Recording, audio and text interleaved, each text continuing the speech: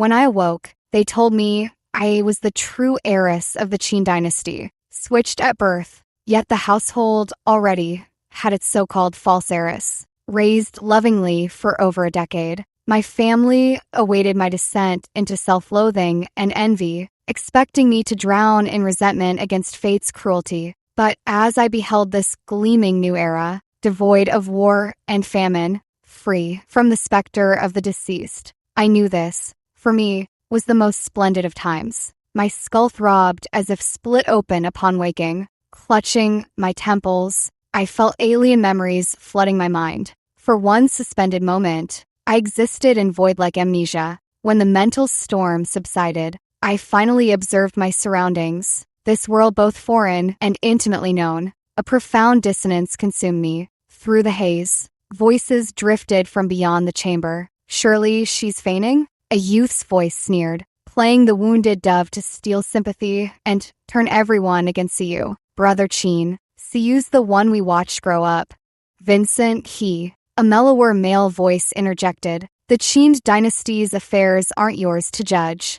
My betrothal to Siyu binds me to her cause. The younger voice persisted. Brother Qin, I care not from which shadow this other sister crawled forth. The He clan acknowledges only Siyu.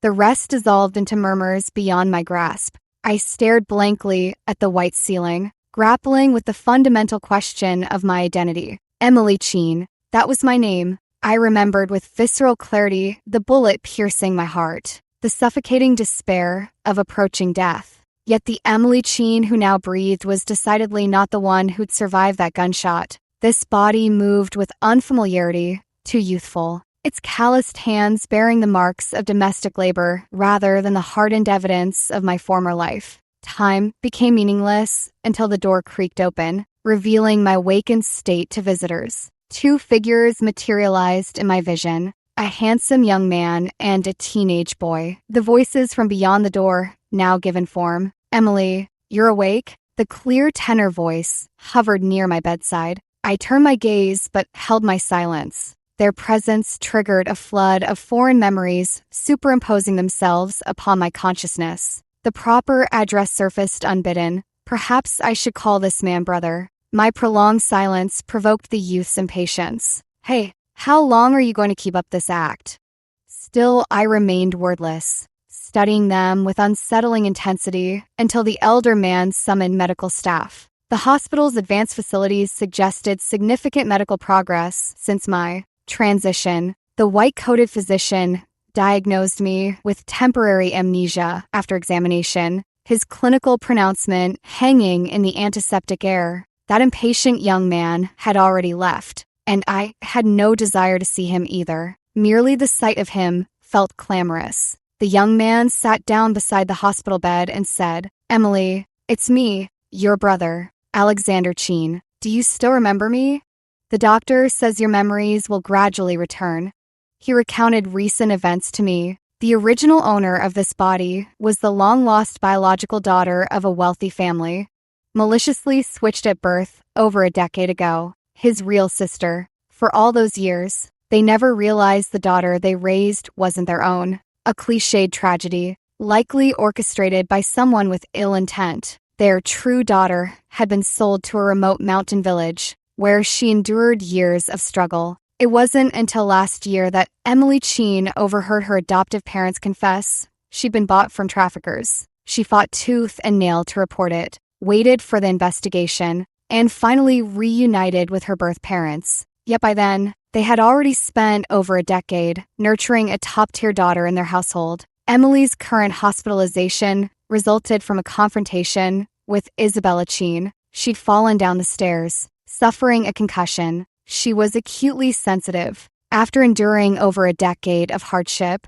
a teenage girl whose hands and body bore the scars of struggle, the sudden revelation that she should have lived this life of privilege filled her with resentment toward the one who had taken her place, especially when that girl outshone her in beauty, talent, and social grace. To make matters worse, the imposter even had a fiancé, handsome, top tier, and they made a picture-perfect couple, consumed by jealousy born of inferiority and bitterness. Emily Cheen harbored deep hostility toward Isabella Cheen. Yet the memories in my mind confirmed one truth. Isabella had indeed pushed Emily down those stairs. This tangled situation held the fates of two girls in balance. While Emily seethed with resentment and envy, Isabella surely trembled at the precariousness of her stolen identity. I looked up at him and called out, "Brother, where are Mom and Dad?"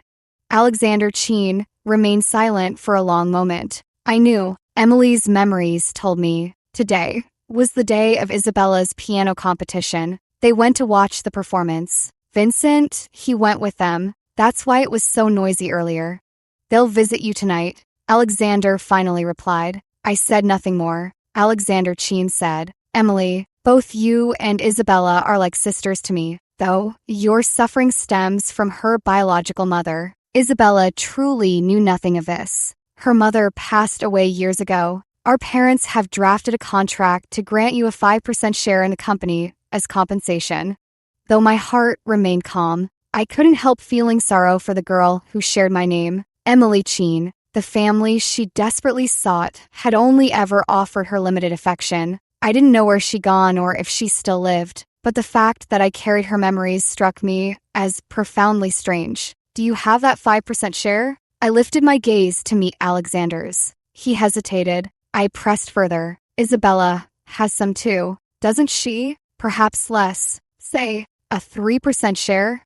You remember?" I nodded faintly before asking, "Where's my phone?" Alexander handed me a sleek device. Emily's memories had shown me how to use it. "I'd like to be alone," I said. With that, Alexander left the hospital room, fingers tracing the phone's surface. I unlocked it using her memories and began searching for every answer I craved. So many years had passed. My era had vanished completely, receding into history's shadows. My nation has finally grown through its trials. Though every step of our past was arduous, we now stand unshaken before the world, commanding respect none dare deny. In this country, in this era, there are no invaders, no wars, nor the specter of hunger haunting our doors. And I, Emily Cheen, am but a grain of sand in the river of history, nameless, voiceless. For the longest time, I had even forgotten the sound of my own birth name. One afternoon found me cradling my phone, tears streaming down my face,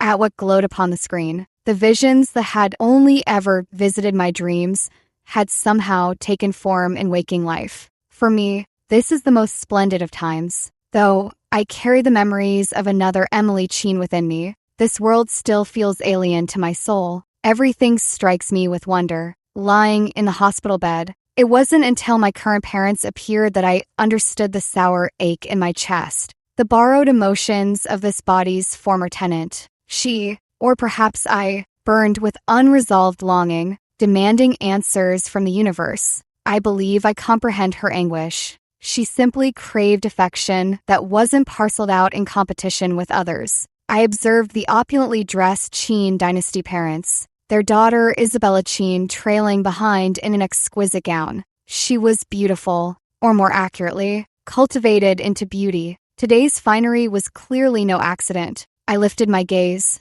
meeting them with undisturbed calm. "Emily, the mother of this body, spoke. How are you feeling?" "Fine," I answered truthfully. After all, I wasn't the Cheen Yadong they knew. Having realized my true identity, I understood that even if my temperament changed drastically, they'd simply assume I'd develop psychological or mental issues. So there was no need for me to behave like the former Emily Cheen. They seemed startled by my tone, or perhaps they thought I was yielding to them. My current father glanced at the bandages around my head and delivered his rehearsed line. "We'll let it slide this time, but if you cause trouble again, don't expect your mother and me to bail you out."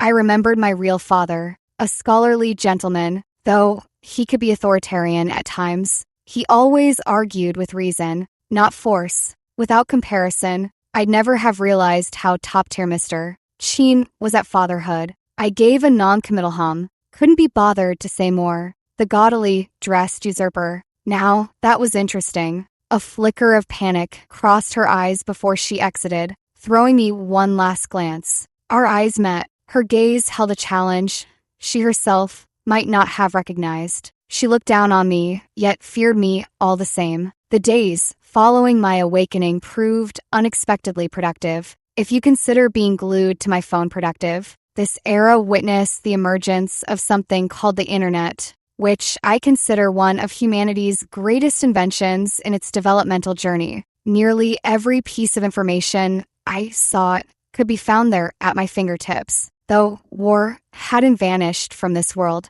my country had enjoyed prolonged peace. Eventually, the bandages and gauze were removed from my head, and I was discharged from the hospital. I was brought back to what could only be described as an exquisite house, with Alexander Cheen being the one to fetch me. He said, "Father's away on business today, and Mother has plans with friends. Rest well tonight. School starts tomorrow. Even if your foundations are weak, you must strive to catch up." Being discharged without family there to welcome me home didn't seem like proper family behavior to my eyes. Between Alexander's lines lingered another message. The Qin dynasty only wanted presentable members. This pattern reminded me of an old friend's prominent family, where daughters were raised as refined ladies and sons as cultured gentlemen on the surface. But in such aristocratic houses, fair appearances often concealed rotten cores. Hardly an uncommon sight. Emily Cheen had returned less than a year ago, and the Qin dynasty had arranged a new school for her. She was now a sophomore. The current education system differed significantly from what I remembered, with no shortage of subjects either. Memories informed me that after a semester of high school, Emily Cheen had opted for more humanities-oriented courses. I returned to my room and carefully pored through her various textbooks. The next day, the chauffeur drove me to school. Isabella Cheen and I attended the same elite academy,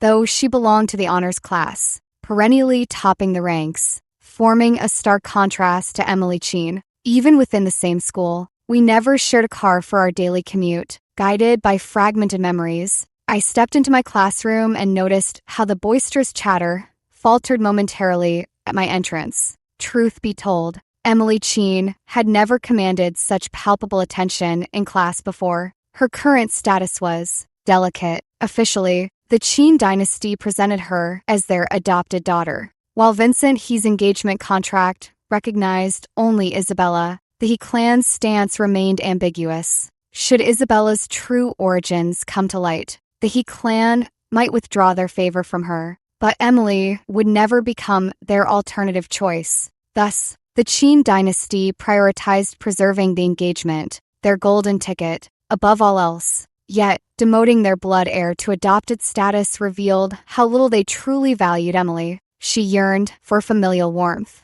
for unconditional love, but this house offered neither. I became acutely aware of my own dissonance within these classroom walls. Our elite academy catered to privileged pupils. Among them, the Qin dynasty stood as veritable aristocracy. As the adopted daughter, I naturally became fodder for salacious gossip. After my hospitalization and days of absence, I could only imagine what twisted narratives had taken root in my absence. Lowering my gaze, I focused on the wooden grain of my desk. Emily Cheen's handwriting wasn't particularly elegant, and I'd need to imitate her script for some time. Emily Cheen. Someone called my name, and then a shadow fell across my vision. "I heard you were hospitalized."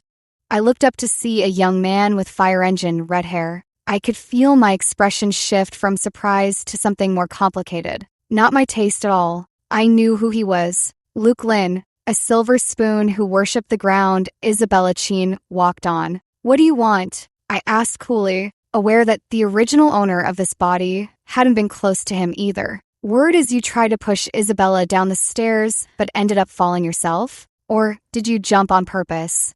He didn't mince words, clearly not considering whether the real Emily Cheen could have handled such an accusation if she'd been sitting here. I met his gaze and suddenly smiled. "That's right, we had a fight. I couldn't win with words, so I decided to dive headfirst down the stairs to frame her." "Your point?" Luke hadn't expected that response. Neither had anyone else. He blinked. "You. Anything else?" I asked. After a long pause, he managed. "How dare you? A foster child." "Foster child," I leaned back, giving the redhead a once-over before scoffing. And what exactly is your relationship to Isabella that you think you can demand justice for her?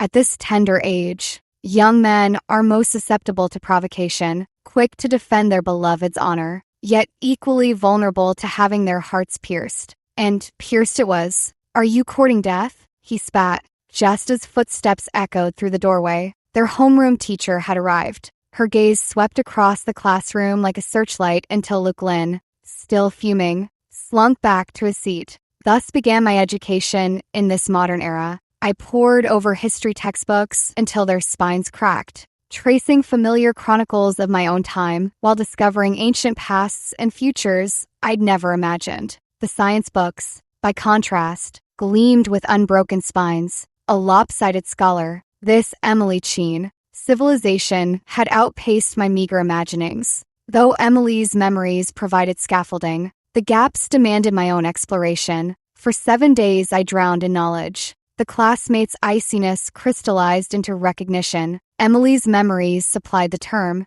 bullying, a classroom's collective shunning, teachers' averted eyes. This was the shape of it. That first week, I wrestled with this body's residual sorrows, until I could no longer distinguish her grief from mine. I wondered whether the other Emily Cheen was still alive, but the answer remained elusive. My interactions with the Cheen dynasty family remained perpetually distant. Through my legal studies, I came to understand I wasn't even listed on the Cheen household registry, merely a foster child sustained by blood ties. They observed the transformation in my temperament. My present father offered token praise, remarking I'd become somewhat more presentable. To his mind, my current non-confrontational demeanor likely represented significant progress. Isabella Cheen interjected at the opportune moment. Father, I heard Emily and Luke Lynn's situation turned rather unpleasant. Shall I have a word with their circle? Isabella moved comfortably within those silver spoon circles, birds of the same feather. After all, yet William Cheen's brows knitted tighter at her suggestion. William Cheen, my nominal father now. I spoke quietly. Father, I wish to board at school. Isabella's previous remark was brushed aside as William's tone sharpened. Why this sudden notion? Is our household somehow lacking? To his eyes, naturally it was perfection itself, a feudal patriarch. Modern parlance might describe such men thus: their vision blind to any imperfections. Lowering my gaze, I replied, my foundations are weak. I need dedicated study time to improve my academic standing. William Cheen disapproved of my boarding at school, yet I knew he would eventually relent. Isabella Cheen would likely rejoice at having me farther from the Cheen dynasty household. These days, I'd grown eager to explore, to acquaint myself with this new world beyond their gilded walls. Living under the same roof, the Cheens must have noticed the changes in Emily Cheen. They simply mistook my transformation for submission. I'd even mentioned boarding to Alexander Cheen. He frowned in genuine confusion. If academic improvement is the goal, we can hire tutors. Why endure dormitory struggles? To this scion of privilege, my choice seemed like willful masochism, or perhaps childish caprice. Meeting his gaze, I said, let me try boarding first. If grades don't improve, we'll revisit tutors. Could you speak to father and mother? Memories surfaced. This might be the first request the prodigal sister had ever made of Alexander. After a weighted silence, he conceded, no promises. I secured my school lodgings. Though authoritarian, William revered his eldest son, Alexander, university educated and already ascending the corporate ladder, embodied his father's pride. Whatever persuasion he employed worked. They enrolled me, even securing a single dorm room. I couldn't have planned it better. The isolation from my peers seemed rather childish to me. After all, my mind wasn't truly that of a 16-year-old girl. The behavior of my classmates appeared immature and naive in my eyes. Luke Lynn and his clique of privileged boys often played petty tricks, knocking my books to the floor with half-hearted apologies, or leaving small insects on my desk. Though these were minor nuisances, reporting them likely wouldn't yield satisfactory results. So one noon, When Luke dozed at his desk, only to jerk awake upon sensing movement, the entire classroom erupted in chaos as he discovered a small black snake peeking from beneath his desk, flicking its forked tongue at him. Luke's scream pierced the air first, soon followed by a chorus of shrieks across the room. Seated calmly at my desk, I surveyed the panicked classmates with quiet amusement in my eyes. For one fleeting moment, my gaze locked with Luke's. Amidst the pandemonium, the little black snake vanished. Later, Luke swore to our homeroom teacher that I'd planted it there, my unnatural composure being the damning evidence. The teacher turned to me. "Emily Cheen, do you have anything to say about this?" I shook my head. "It wasn't me, teacher." "Then who else?" Luke insisted. "You were the only one sitting there completely unbothered." I explained calmly. "It just so happens that I'm not afraid of snakes." "Impossible." Luke Lin's voice trembled with agitation. He insisted vehemently. "You must have planted it deliberately to get back at me." I chuckled lightly. "Why would I want revenge? What exactly have you done to me?" Luke Lin stiffened, his neck taut as he struggled for words. Turning to the homeroom teacher, I suggested, "Teacher, this isn't a trivial matter. Perhaps we should review the classroom surveillance footage."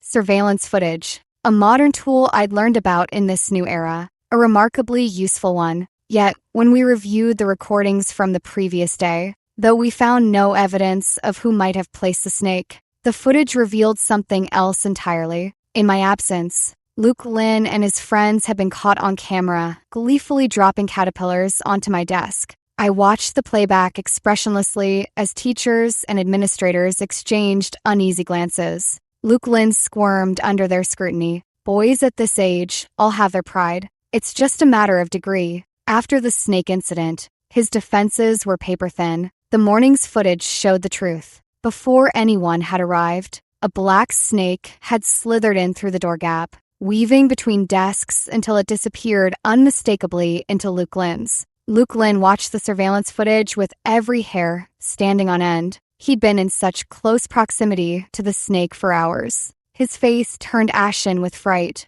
That very day, the young master excused himself and went home, reportedly running a fever from the shock. By evening, several pupils were absent from class, likely fearing another serpent might slither out from somewhere. What followed was a dispute between the students' parents and the school, which promptly organized an anti-snake and pest control campaign. None of this concerned me. Returning to my dorm at night, I studied by the glow of a desk lamp, catching up on missed lessons. After a while, a faint rustling sound emerged as a jet-black serpent coiled its way up the lamp and draped itself over my wrist, flickering its forked tongue, yet docile and charming. I chuckled softly and tapped its tiny head. From that day onward, I noticed a welcome quietness, though Luke Lin and his cohort still attended classes punctually. But with his parents present during the footage review, their brows furrowed at their son's blatant instigation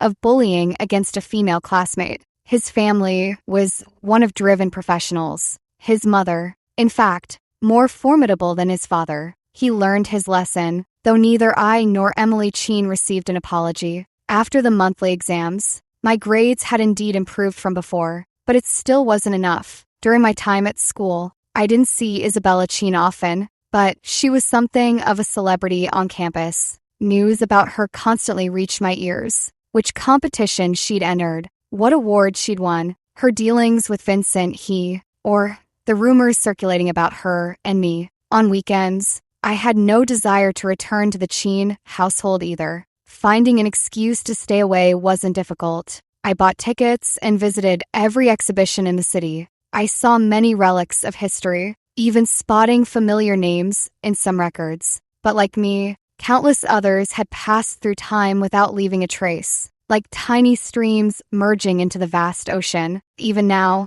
my heart remains tangled with complex emotions. I count myself fortunate to witness this thriving China. Walking through places I once knew, I'm often struck by an absurd sense of time's relentless transformation. In less than a century, the changes this land has undergone would have been unimaginable in my past life. Final exams arrived swiftly. I submitted my application to switch academic tracks to my homeroom teacher. The current college entrance exam system seemed to have evolved through reforms. After much deliberation, I settled on physics, chemistry, and biology. My homeroom teacher examined my transcript and said, "Miaodong, your grades suggest you have an advantage in humanities."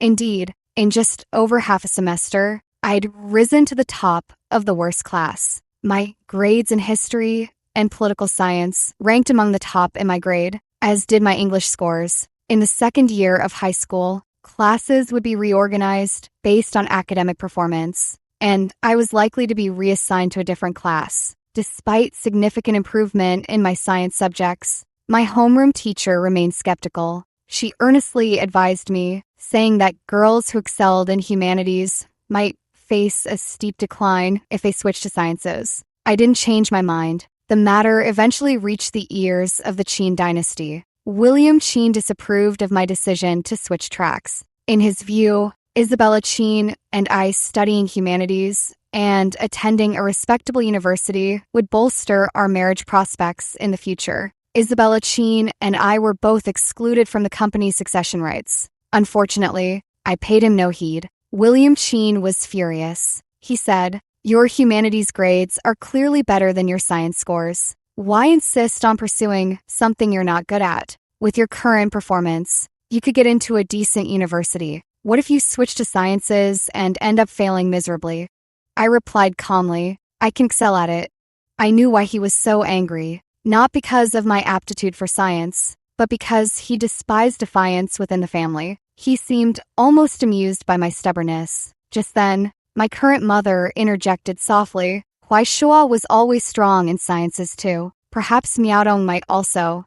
At those words, I noticed Isabella Qin's face pale slightly. The Qin family's favoritism manifested in countless ways. Even Alexander Qin typically sided with Isabella Qin. This was her greatest advantage, though blood relations could never be altered. I cared nothing for the Qins, so their habitual displays of affection never warranted a second glance from me. Take the luxurious clothes and jewelry in Isabella and Alexander's rooms. I had no interest in them, neither had Emily Qin. For that matter, she'd been a girl starving for love, but I'd long outgrown such yearnings. I insisted on studying science. Being overlooked in this household had its advantages. After my persistent appeals, the school arranged a new class for me. That summer, everyone was preoccupied. The Qin parents were buried in business and social engagements. Alexander busied himself with corporate succession matters. Isabella divided her time between music lessons and Vincent He. I couldn't comprehend why teenagers of 16 or 17 in this era would willingly chain themselves with engagement contracts. Perhaps they didn't view it as chains. Day after day, I bury myself in studies. Information flowed swiftly and effortlessly in this age. With determination, I could harvest countless tutorial courses from the digital sea. Knowledge I'd once craved but abandoned due to limitations now surged toward me like an incoming tide. I studied with desperate hunger. When my head grew dizzy from studying, I stepped out of my room and headed downstairs, just in time to run into Isabella Qin returning home. She was dressed to the nines as usual, her entire outfit exuding luxury, her makeup flawless. When our eyes met, she paused briefly before letting disdain surface in her gaze. I had no desire to engage with her and was about to sidestep past her. "Emily Qin," I heard her call out to me. "Do you think being the biological daughter makes you special?" Words like these. It seemed the previous Emily Qin had heard them before too. I looked at her curiously, wondering what else she intended to say. "Our circle isn't one someone as plain and unsophisticated as you can ever fit into," she said slowly. "You've been back for so long. Have you made even a single friend from this circle? They all look down on you." She was trying to break through my defenses with these bitter, cutting words. I lowered my gaze to meet hers. "So?" Isabella didn't see the panic or resentment she'd expected on my face. She must have felt like she'd punched cotton. "You know, families like ours only arrange marriages with good matches, alliances. Someone as unrefined as you will probably end up married off by father to some mediocre man." She clearly thought she was threatening me with the most terrifying, tragic fate imaginable. I found it all rather pitiful. You're barely in your teens, yet you've already entrusted your future to family and a man. Don't you find that tragic? I asked her. Upon hearing my words, she suddenly laughed, a sound that seemed to mock my naivety. Isabella Cheen said, "Do you know my starting point is the finish line many people could never reach no matter how hard they try? Could you have ever dreamed of living like this before?" I understood then. She was lucid, or perhaps maintaining relative clarity amidst the murk. She knew exactly what she wanted. I couldn't tell her that my youth had been far more extravagant than my current life. Though lacking today's technological conveniences, I'd been weighted on hand and foot, never once worrying about my future. Not until I saw our nation's backbone crushed beneath mountains of fire and smoke. In that moment, I realized with crystalline clarity, Isabella Cheen and I would never share the same wavelength of thought. So I said, "Then I'll wish you continued success in holding tight to your kite strings." The entire summer passed in study of textbooks, of this world, of the era I now inhabited. Though armed with Emily Cheen's residual memories, I couldn't deny that her understanding of the world was, in certain aspects, outdated. Her misfortunes and remorse could never be remedied now. The only thing left was for us both, her shadow and my substance, to become better versions of ourselves. My presence in the Cheen household was barely noticeable. Isabella Cheen might have appreciated my discretion, but my current parents consider me unrefined. As for Alexander Cheen, my so-called stepbrother, he occasionally spared me some of his limited patience to inquire about my daily life. When school started, I breathed a sigh of relief. Without delay, I moved into the dormitory and buried myself in studies in the new class. Here, I sensed something different. No isolation, no mockery, no derisive laughter. At first, my classmates regarded me with curiosity, but soon their gazes turned indifferent. "Emily Cheen, are you some kind of monster? How did you jump dozens of points from the monthly exam to midterms?" My deskmate shrieked in disbelief. Yes, I even had a deskmate now. She was an exuberant girl, astonished by my academic dedication and the rapid progress I made in STEM subjects. The teachers shared her surprise. I vaguely recalled my new homeroom teacher, once scrutinizing my transcript with concern. The stereotype persisted. Girls might struggle with science, especially when grades told the story. Before sophomore year, my humanities scores had far outshone my STEM results. In other words, they believed I was limiting my own path. I had to admit, among all subjects, history remained my passion. I reveled in tracing the tides of time and their echoes in modern life. Yet I still remember the remorse for my past life, the regrets shared with like-minded companions. Had our nation possessed worthy mentors earlier, why would we have needed to cross oceans in pursuit of knowledge? Had we mastered essential skills back then, our compatriots wouldn't have suffered, and foreign powers would never have dared set foot on this land. Vigilance in peace prepares for peril. This is the lesson we should have learned. But my aspirations lie beyond these confines. Thus my sophomore year slipped away in haste. An extraordinary year it was. My academic standing climbed into the top 10 of our grade. The spectacle left many dumbfounded. Teachers who'd once insisted humanities suited me better than sciences fell silent. Humanities faculty eyed my liberal arts scores covetously, probing for weaknesses, only to be rebuffed by my current science professors. Even if I wished to transfer back now, my mentors would hardly release me. Though an elite academy, not all students came from privileged households. Many classmates hailed from comfortable middle-class families, making my own standing within the Cheen dynasty conglomerate undeniably aristocratic by comparison. William Cheen expressed satisfaction with my achievements. Until I declined his summons to a particular soiree, I knew precisely what manner of gathering it was. He'd begun appraising my worth, scanning society's upper echelons for a good match, one that might further the Cheen dynasty's ambitions. Alexander Cheen remained unmarried precisely because William Cheen was similarly weighing the merits of other families' daughters. My defiance displeased him, leading him to cut off my allowance. That a father who'd raised his daughter for less than 2 years now postured as an autocratic monarch struck me as the most absurd reality. He likely expected me to grovel for the restoration of my privileged lifestyle, while forbidding the Qin dynasty from offering me financial support. He seemed to have forgotten that this daughter who'd returned home less than 2 years prior had never truly experienced such so-called privileged living. While I might revel in this modern age, I've never been enslaved by wealth or status. For someone approaching adulthood like myself, this era offered countless ways to earn money. The most straightforward and suitable method for a pupil like me would be private tutoring. Fortunately, this school wasn't lacking in affluent families. If the Qin dynasty couldn't assist me, I'd simply seek help elsewhere. Connections truly mattered. My class monitor informed me she'd found a financially unconstrained pupil for me to tutor. With remarkably generous compensation, the parents were exceedingly open-handed. The class monitor came from good stock. Her family dealt in real estate, placing them comfortably among the privileged. Though I couldn't pinpoint their exact social stratum, I'd never witnessed anyone daring to cross her. I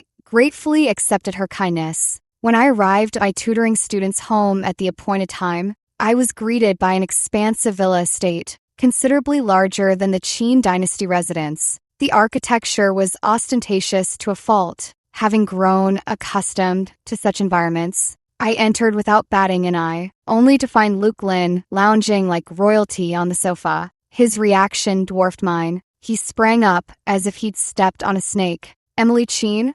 What the hell are you doing in my house?" So it was this young master. I chuckled. "Long time no see. Luke, let me reintroduce myself. Emily Qin, your newly appointed private tutor, courtesy of your parents."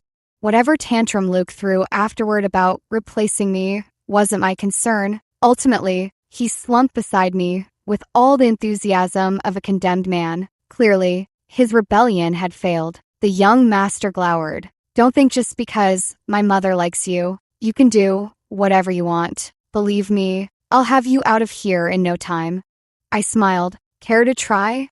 He looked ready to combust. Luke had a gift for unpleasant remarks. "Didn't the Qin dynasty adopt you?" He'd sneer. "Why's their precious daughter slumming it as a tutor?"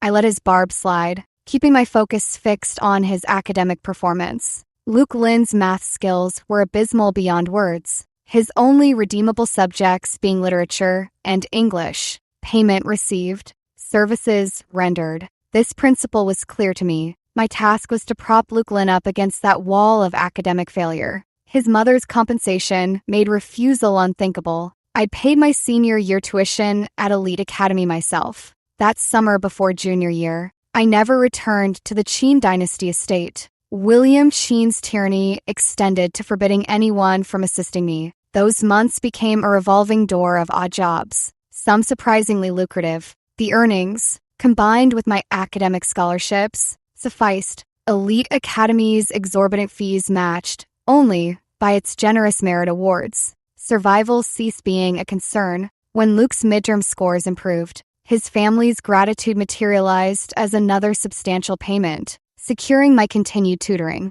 Naturally, he wasn't my sole client, but he became my walking advertisement. Luke's progress attracted his friends' parents. Scheduling conflicts transformed our sessions from private lessons to group tutorials. Only Luke retained one-on-one sessions, a courtesy to his mother's patronage. Silver spoons were indeed difficult to manage. They cared little for grades. The only thing that could motivate them was their innate competitive spirit. When one made progress, others would gradually be pulled along. But my tutoring career didn't last long, as the school later assigned me to participate in academic competitions. Everything else had to be set aside. For pupils, studies came first. I watched my name climb higher on the school's honor roll. The label, Qin Dynasty's adopted daughter, faded, replaced simply by Emily Qin. As time passed, my name reached the top, not just within the school. My scores ranked among the city's best.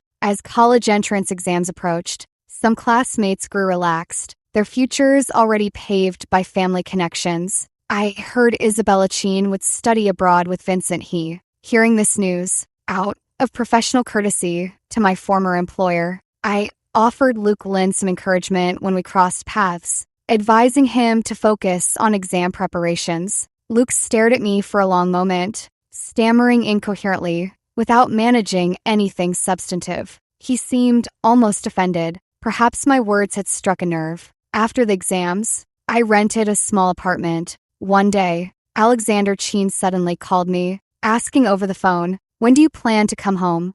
I paused before responding. "Is there something important?" Alexander continued, "How long are you going to keep this childish feud with our parents going? Your college entrance exam results will be out soon. The family plans to host a senior celebration for you and see you. Do you really intend to support yourself through college with part-time jobs for all these years?" He laid out the pros and cons. All I needed to do was swallow my pride and apologize, and this whole matter would be over. Or perhaps it already was. My exam results provided the definitive answer. On results day, I refreshed the page multiple times, but my scores never appeared, just as I'd expected. Then my phone became swamped with calls, not just from admissions officers and my homeroom teacher, but even members of the Cheen dynasty household. This time, even William Cheen reached out personally. I suspected some admissions calls had been redirected to the Cheen residence. The emergency contacts I'd listed during enrollment probably included them. I didn't know my exact ranking, but clearly it wasn't bad at all. The ironic part, my current household registration document listed only one person, myself. William suggested I choose from the top-tier universities, advising me to consider his recommendations for majors. Law or finance would be ideal, he said. Foreign languages would also serve you well. Before I could make my decision, the final results were announced. Top scholar of the province. My achievement came as no surprise. It was the fruit of prolonged and diligent effort. Whatever outcome I received now was simply the harvest of my labor. After politely declining offers from several admissions officers, I ultimately chose the university that had always been my dream. But when news reached the Cheen dynasty, William Cheen flew into a rage. What kind of girl chooses the military academy over all other universities? He demanded. The Cheen dynasty operated in business circles, a world that held little relevance to my chosen path. It wasn't just William who failed to understand. Even my adoptive mother, Lydia Lin, wore the same incomprehension. Her meticulously maintained face creased with disapproval and an unfamiliar anxiety, as she said, "Miaodong, this path is too grueling for a girl. You don't need to choose such hardship." Alexander Cheen frowned deeply. "What exactly are you thinking?" Even Isabella Cheen's expression clouded with confusion. All I could say was, "I know exactly what I'm doing." The road I walked had never changed course. I still remember how the school administration remained stunned for quite some time after my acceptance. Truth be told, that year's graduating class had performed exceptionally well overall. Several students I'd tutored showed marked improvement, Luke Lin especially. He tested into a rather prestigious university, and from what his mother said, they intended to steer him toward politics. It was difficult to reconcile this newfound steadiness with the reckless troublemaker he'd once been. I attended Luke Lin's senior celebration. To my surprise, he hadn't invited Isabella Cheen, or perhaps she simply hadn't come. Dressed in a suit, he actually looked somewhat presentable, yet his expression seemed awkward. I raised my glass to toast his academic success. "Congratulations." Luke Lin stared at me without moving, so I glanced down at my outfit, a smoke blue cheapao, not designer but one I adored. I thought I looked perfectly appropriate. "What's wrong?" The old hostility was gone from Luke's voice now. He hesitated for a long moment before finally uttering 3 words. "I'm sorry. I was wrong before. Thank you for all your help this past year." The young master clearly wasn't accustomed to apologies. His fair skin flushed pink with visible discomfort. I chuckled. "Apology accepted, but no thanks necessary. If you must be grateful, thank your mother for trusting me and paying such generous hourly rates. After all, I was just doing a paid job." Luke appeared to want to say more, but someone approached, an elder relative, so I smiled and excused myself from their reunion. The Cheen dynasty family had finally realized I couldn't care less about their vast fortune. When it came to my future, I'd stopped heeding any of their advice. William Cheen delivered another parting threat, that he'd be waiting for me to come crawling back in regret. I couldn't fathom where his confidence stemmed from. When summer vacation ended, I began attending university, a university of this era. Over 2 years, I'd fully adapted to modern life and acquired numerous skills. The past version of me could never have imagined how the world would look today. After university started, my contact with the Qin dynasty dwindled further. I seldom returned even during holidays. That place had never been Emily Qin's home, and it certainly wasn't mine now. How could somewhere devoid of belonging ever be called home? My university years were swamped yet fulfilling, making new friends and absorbing knowledge like parched earth drinking rain. After completing my bachelor's degree, I continued with graduate studies. During this period, I heard Isabella Qin married Vincent He. I missed their wedding while participating in a closed research project with my advisor.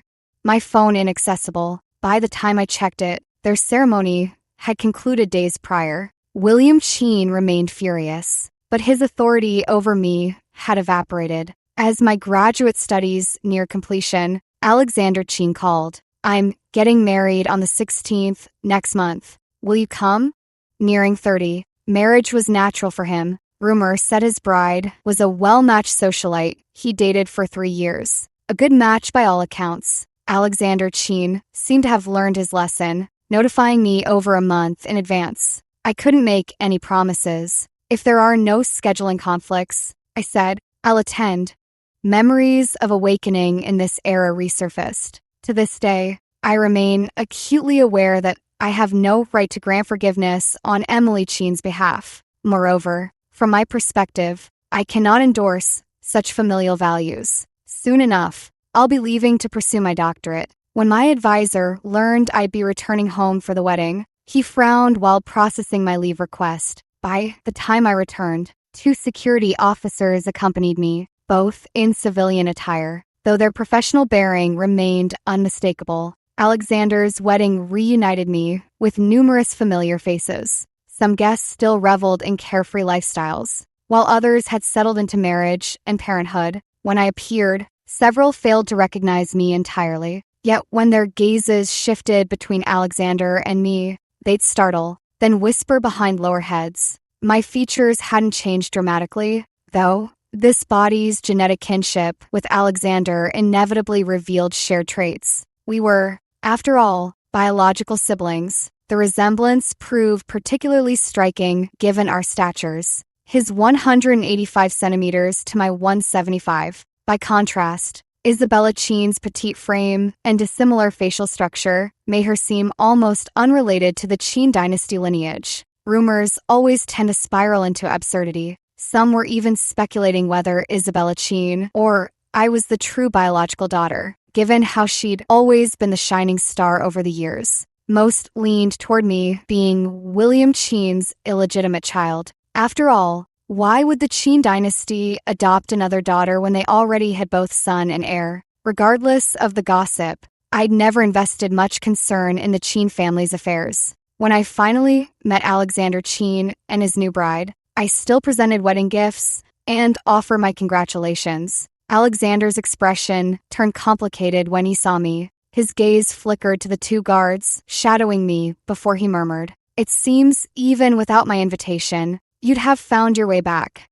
I remained silent. He wasn't wrong. He must have realized by now. The path I walked diverged sharply from their expectations. I held neither duty nor belonging toward the Qin dynasty. "Will you greet our parents?" Alexander asked. Later, I said, I hadn't expected to encounter Luke Lin here. The years had polished his youthful edges into statesman-like poise. With family backing his political career, he'd avoided missteps and now sailed toward bright prospects. "Emily Qin," he called my name with uncharacteristic hesitation. "Long time no see. How have you been?" Memories of Luke Lin surfaced in my mind, making it difficult to reconcile the refined man before me with the boy who once threatened me in the classroom, demanding if I had a death wish. I nodded. "I'm doing well. And you?"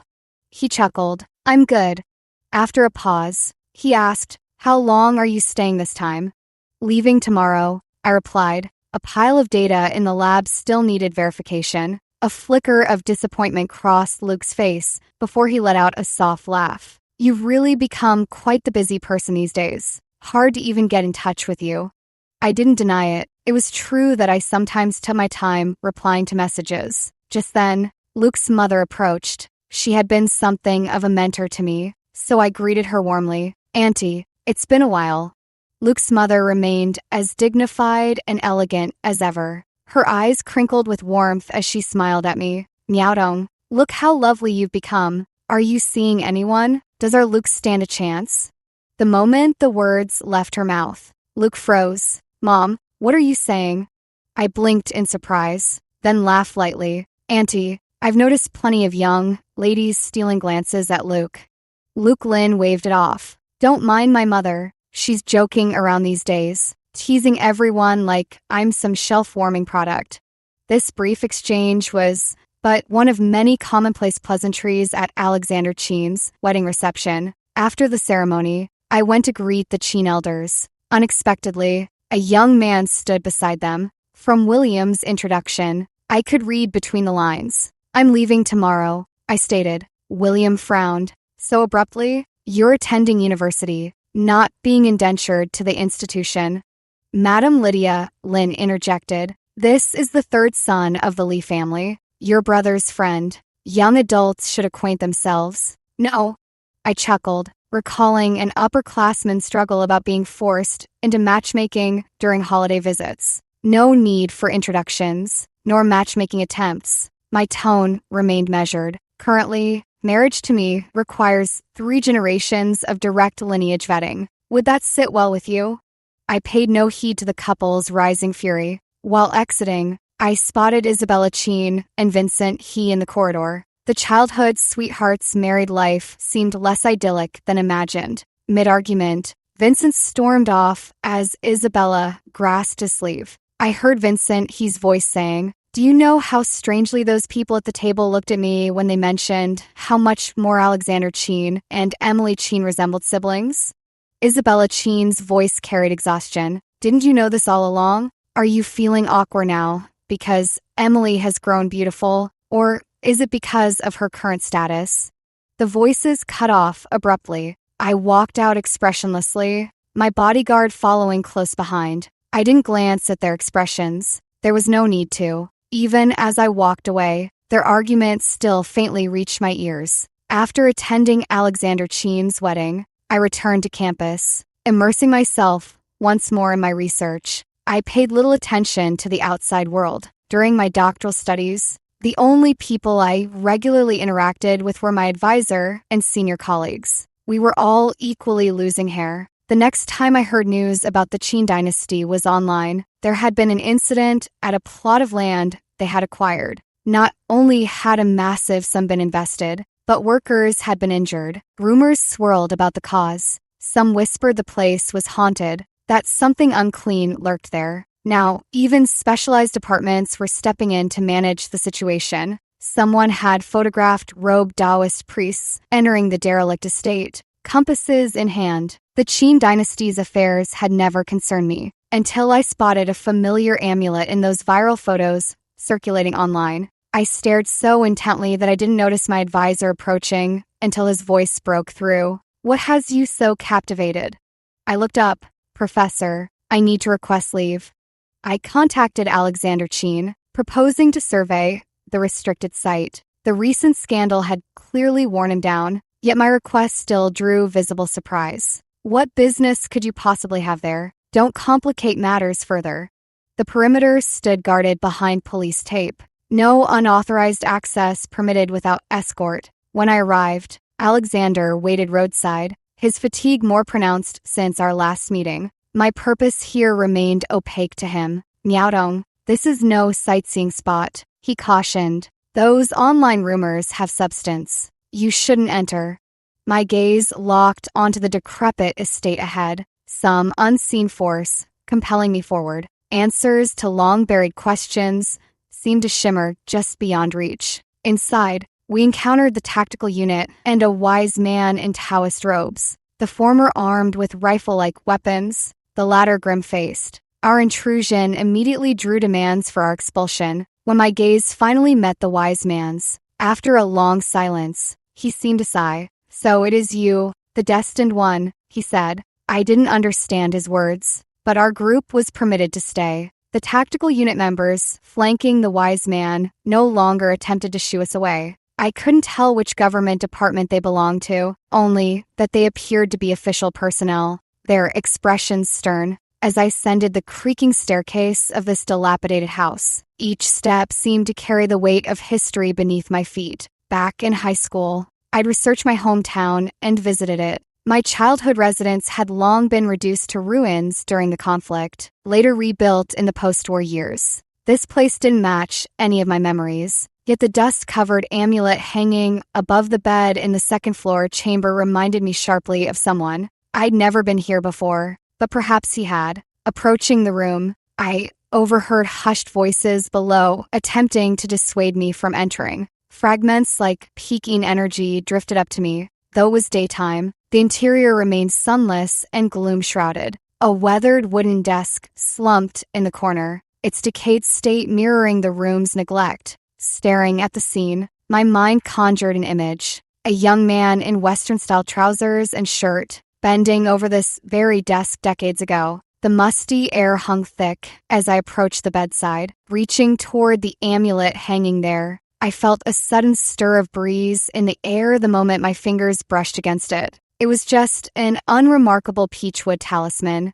Its red threading faded beyond recognition from years of wear. The cord had grown so brittle that even the slightest touch caused it to snap. The truth I'd long suspected seemed ready to reveal itself. My hand trembled slightly as I held the amulet up to inspect its base. The beam from my phone's flashlight revealed faint, nearly illegible carvings. So faint they nearly escaped my sight, yet I recognized them nonetheless. 3 characters, Emily Cheen. We'd exchanged these keepsakes the year we parted. This was the one I'd given away. The one I'd received had been buried with me in some forgotten grave. Tears I hadn't noticed falling now blurred my vision, my long-dormant heart suddenly burning with life. A sound reached my ears. Footsteps perhaps, or maybe just breathing, clutching the amulet. I turned slowly to see another tall shadow in the dim room. The door seemed to swing shut of its own accord at that moment. My breath caught. I stood frozen, staring at the silhouette. "Asu, is that you?" I wanted to see that face clearly and took a step forward, but the shadowy figure retreated a step in response. "Asu," I halted my steps. "Let me look at you properly. Will you?" He stopped. I moved closer and saw, in the dim light, the scar across his throat, a wound from a slit neck. Tears streamed down my face once more. As my gaze traveled upward, the face that had grown so distant in my memories reappeared before me. This was indeed my Asu. I reached out to touch him, but my hand passed through empty air. Grief overwhelmed me, and delayed, anguish-wrenched sobs from my throat. My dear Asu, how long had he been trapped here? "Miaodong, don't cry." After what felt like eternity, his voice came through, a sound from beyond lifetimes. Tears blurred my vision again, but I desperately wanted to see him clearly. Wiping my eyes, I looked up to catch him, extending then withdrawing his hand. Just as I couldn't touch him, neither could he reach me. Raising my head, I finally saw his face clearly. He looked exactly as I remembered, those refined brows and eyes still exuding scholarly grace. Yet my sorrow overflowed beyond containment. "Asu, tell me your story, won't you?" I wanted to know his experiences and ordeals, to understand why he was trapped here, and most of all, why I had awakened in this era. A melancholy shadow passed through Axe's eyes. "Miaodong, I don't remember." He had been confined to this house for many years, until the Qin family's recent building project. Axis said he only remembered waiting for someone, and only upon seeing me did he recall. The person he'd been waiting for was me. He wanted to see me one last time. I stared at Aksu intently, terrified he might vanish if I so much as blinked. I'd never imagined I'd see him again in this lifetime. I hadn't dared assume Aksu still lived, though I'd often wondered, after my death, whether he might meet someone kind when the war ended, whether his descendants might walk this land as I do now. Yet he died in that era, just as I did. He lingered here alone all these years. Miaodong, I must go now, Aksu said abruptly. I watched as tears betrayed me once more. Miaodong, be happy. His form grew increasingly indistinct before my eyes. I reached out, but my grasp closed on empty air. He slipped through my fingers like shifting sands. The room remained sunless and dim, but my Aksu was gone. All that remained in my palm was a time-worn gourd amulet, as if what I'd witnessed had been nothing but a waking dream. The wise man in Taoist robes told me that Oshu's fixation in life had been too profound. Before death, he'd made a final wish. The virtue he carried had drawn me here through his lingering obsession, the same obsession that had anchored him for so many years. He wanted to see me one last time. This was why strange occurrences had plagued the construction site when work first began. Left unchecked, Oshu might have harmed others more severely. That was the true reason the government seized control and halted construction. Had I not appeared, this place would have remained frozen in perpetual work stoppage. The wise man observed that Oshu bore a golden halo. By sacred law, they could not lay hands on a soul bearing such great virtue. With a knowing smile, he added that I too carried this luminous glow, an accumulation of merits from both past and present lives. I cared little for such matters. Where has Oshu gone? I demanded. Death leads to rebirth, he answered. Lingering in the mortal realm is but a self-made prison. His fixation has dissolved. He'll awaken to a new existence. I didn't fully grasp the so-called rebirth. Yet I prayed fervently that Oshu's next life would be peaceful and prosperous. The construction ban on this land was lifted. Work could resume. The Qin family's pressing crisis had been resolved. Though Alexander Qin remained bewildered, having witnessed my ascent to that upper floor, then my hollow-eyed descent, he seemed to burn with questions, yet understood no answers would come from my lips. That day, I took only a gourd amulet from that room. The estate had once been Asu's dwelling, but after all these years and countless subsequent owners, the only thing remaining that truly belonged to him was that very amulet I had gifted him long ago. I'd known for years that our ties had long since severed, yet when he appeared before me, only to vanish again, an inexplicable melancholy still took hold. The gourd amulet in my palm seemed to whisper that the thread connecting me to those war-torn years had finally snapped.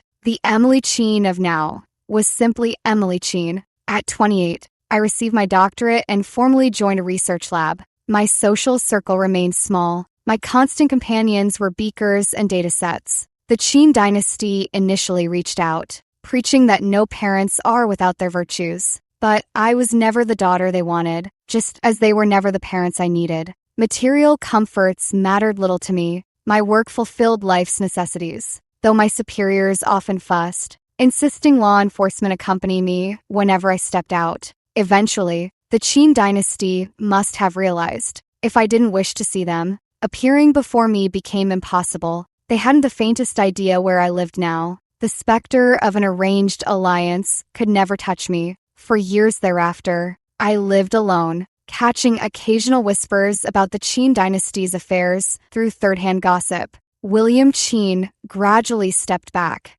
passing the Qin conglomerate to Alexander Qin. Yet, in this rapidly evolving era, competitors emerged like spring bamboo after rain, each vying for dominance. Even if Alexander was some business prodigy, fighting against the tides of time proved nearly impossible. The Qin Empire declined, slowly, almost imperceptibly, like sand slipping through an hourglass. As for Isabella Qin, she bore a child, though whispers claim Vincent he was far from an ideal husband. Some men resemble fermenting wine, seemingly intact until the first whiff reveals their corruption. Theirs had been a passionate romance once, but years of mutual erosion left only bitterness in its wake. Though this was merely my observation, Isabella and I had never chased the same horizons. The life she led now differed little from the future she'd painted for me as a teenager standing on those marble steps. her comforts remained beyond what most could ever grasp.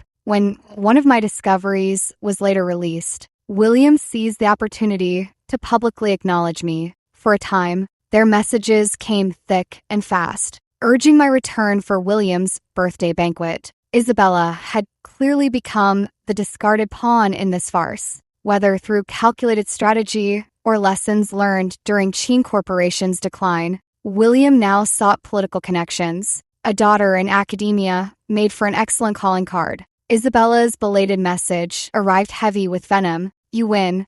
What William Qin didn't know was that my undisclosed discoveries destined me to be beyond any paternal influence he might claim. I blocked him without hesitation. Some sites aren't worth keeping in view. When Alexander Qin later tried to speak, his opening words proved equally unwelcome. I sent both father and son straight to my block list. I lost myself in work until even my superiors and colleagues began fretting over my personal life. My only reply, my heart belongs to my studies. This existence is my commitment to research.